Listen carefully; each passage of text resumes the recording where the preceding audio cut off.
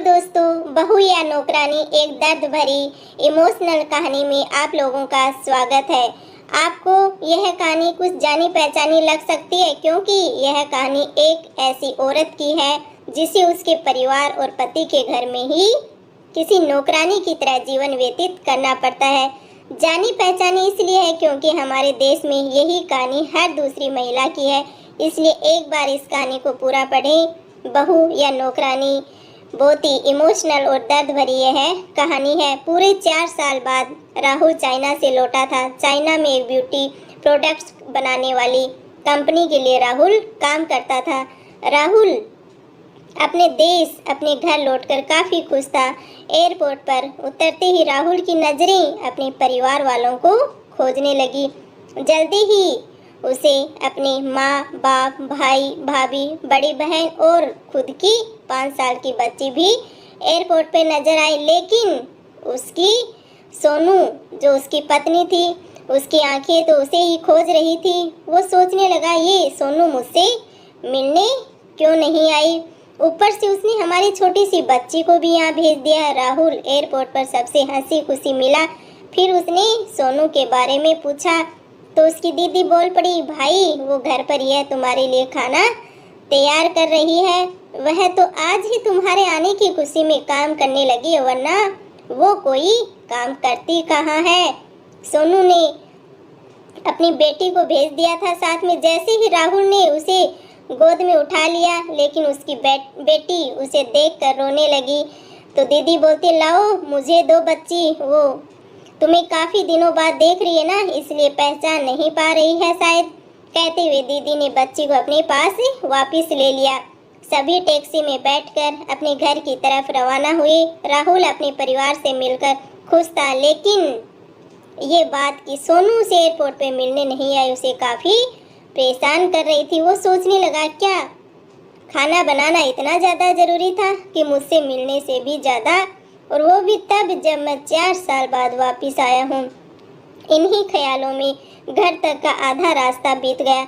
अब उसकी बच्ची भी उसे देखकर रो नहीं रही थी, इसलिए राहुल उसके साथ खेलने लगा। बाकी का आधा रास्ता भी खत्म हुआ और सब घर पहुंच गए। गाड़ी की आवाज़ सुन सोनू बालकनी में आकर खड़ी हो गई और राहुल की तरफ देखने लगी। राहुल भी जैसे ही गाड़ी से उतरा, उसने पहले दरवाजे की तरफ और बाद में बालकनी की तरफ नजरें घुमाई, जैसे वह सुबह को ही देखना चाहता हो। बस राहुल से नजरें मिलते ही सोनू के चेहरे पर मुस्कान झलक पड़ी। राहुल भी उसे देखकर हल्के से मुस्कुरा दिया, क्योंकि सुबह से सोनू की नजरें तो उसे ही देख रही थी। सभी घर के अंदर गए। सोनू सबके लिए पानी लेकर आई और सभी को पानी देने के बाद फिर से किचन में चले गई चाय बनाने के लिए। थोड़ी देर तक सभी परिवार वालों से बातें करने के बाद राहुल सोनू को बुलाने लगा। माँ ने उसे बीच में टोकते हुए कहा, रहने दो, उसे किचन में थोड़ा काम कर लेने दो, बाद में अपने आप आ जाएगी, तुम बैठो यहाँ मेरे पास, वैसे भी कहाँ ज़्यादा काम करती है वह। राहुल यही बात दूसरी बार सोनू के बारे में सुन रहा था। अब उसने सोचा कि मेरे परिवार वाले मुझसे झूठ थोड़ी बोलेंगे, हर दिन नहीं होता होगा, उसको इतना काम आज थोड़ा सा है करने देते हैं, मैं बाद में उससे बात कर लूँगा। राहुल अपने परिवार वालों से बातचीत में मगन हो गया। एक के बाद एक रिश्तेदार और पड़ोसी राहुल से मिलने आते रहे और सोनू को किचन से बाहर निकलने का समय ही नहीं मिला। सभी के लिए चाय बनाना, नाश्ता बनाना, बस यही करते करते शाम हो गई थी। शाम होते ही अकेली सोनू इस बड़े से परिवार का खाना बनाने में जुट गई। 2 घंटे बाद सभी परिवार वाले खाना खाने के लिए डाइनिंग टेबल पर बैठे थे, सिवाय सोनू के। राहुल चाहता था कि सोनू भी उसके साथ बैठकर खाना खाए, लेकिन फिर माँ ने कहा, अगर वह भी खाना खाने बैठ जाएगी तो सबको परोसेगा कौन। सभी के खाना खाने के बाद सोनू ने अकेले खाना खाया। रात को सोने के वक्त राहुल और सोनू अच्छे से मिल पाए। राहुल सोनू के साथ काफ़ी बातें करना चाहता था, लेकिन वह उसके चेहरे पर थकान और नींद अच्छे से देख सकता था, इसलिए सोनू को परेशान न करने का फैसला किया और उसे सोने दिया। सोनू सोने ही वाली थी कि उसकी छोटी बच्ची रोने लगी। तो सोनू तुरंत उठकर उसे दूध पिलाने के लिए चले गए। राहुल कब सो गया उसे पता ही नहीं चला। जब सुबह बच्ची के रोने की आवाज़ आने लगी तो राहुल उठा और सोनू को पुकारने लगा। जब सोनू पास नहीं दिखी तो उसने बच्ची को चुप कराया और फिर से सुला दिया। राहुल बाद में सोनू को देखने लगा तो सोनू उसे फिर से किचन में मिली, जो सुबह सुबह ही जल्दी उठकर घर वालों के लिए चाय नाश्ते की तैयारी में लग गई थी। अब राहुल सोचने लगा, माँ और दीदी तो कहती थी कि सोनू ज़्यादा काम नहीं करती है, लेकिन जो मैं देख रहा हूँ वो तो कुछ और ही है। राहुल अब सब समझ गया था, पर वो अपनी माँ को ऐसा नहीं बोल सकता था कि सोनू से ज़्यादा काम ना कराया करो। इसलिए अब उसने खुद ही सोनू की मदद करना शुरू कर दिया था।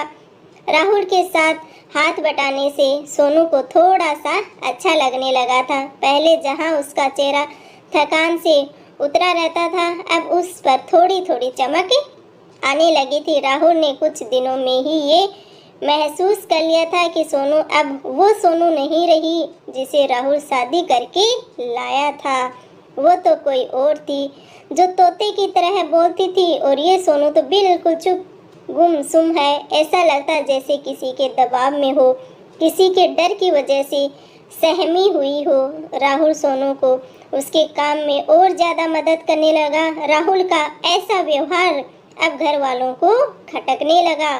घर के सभी बड़ों और उसकी दीदी ने मिल के राहुल को समझाया, तुम अपनी बीबी की मदद करते हो, उससे हमें कोई एतराज़ नहीं है, लेकिन तुम्हें भी एक हद तक ही ऐसा करना चाहिए। जब तक कोई तुम्हें ऐसा करता ना देख रहा हो तब तक तो ठीक है, लेकिन जब कोई तुम्हें बीबी के होते हुए बर्तन धोते देखे तो वो अच्छा थोड़े ही लगता है। और सोचो, आगे चलकर सोनू को तुम्हारे हेल्प की आदत पड़ गई तो तुम्हारा अपना काम में ध्यान लगाना मुश्किल हो जाएगा।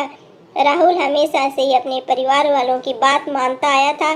जिस तरह से सबने राहुल को समझाया था, राहुल भी उनकी बातों में आ ही गया। अब राहुल सोनू की मदद करने से कतराता था। कभी कभार वह बच्ची के लिए दूध गर्म कर लिया करता था, उससे ज़्यादा और कुछ नहीं करता। घर वालों ने राहुल को विदेश जाने से मना कर दिया, कहा कि यहीं पर कुछ काम कर लो। राहुल ने अब घर से ही ब्यूटी प्रोडक्ट्स ऑनलाइन बेचना शुरू कर दिए। उसके परिवार भी बढ़ गया। अब उसे 2 बेटियां और 1 बेटा था। दोनों बेटियां स्कूल जाने लगी थी, लेकिन बेटा अभी भी छोटा था। जितना राहुल कमाता था उतना सबके लिए काफ़ी न था।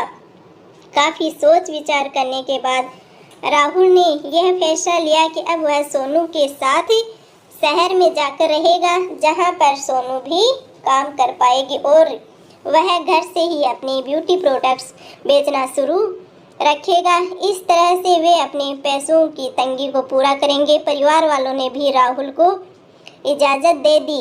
राहुल चाहता था कि माँ भी उसके साथ रहे, लेकिन माँ को शहर में आना मंजूर न था। बड़े भाई के साथ रहने लगी।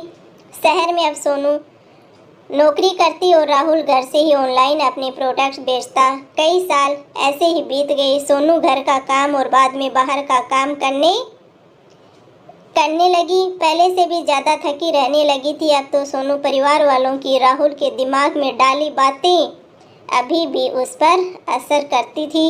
वह यहाँ पर भी सोनू का हाथ न बटाया करता था। राहुल अब दिन रात अपने प्रोडक्ट बेचने में ही मसरूफ़ रहता था। कभी कभी सोनू उससे कहती कि मुझे अच्छा नहीं महसूस हो रहा है, मुझे डॉक्टर के पास ले चलो।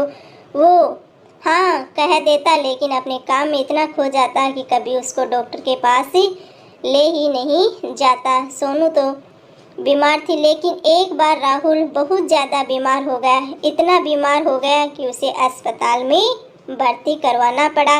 अस्पताल में राहुल के पास सिर्फ सोनू थी और कोई नहीं। इतना बीमार होने के बाद भी उसके परिवार वाले सिर्फ उससे मिलकर वापस अपने घर चले गए थे।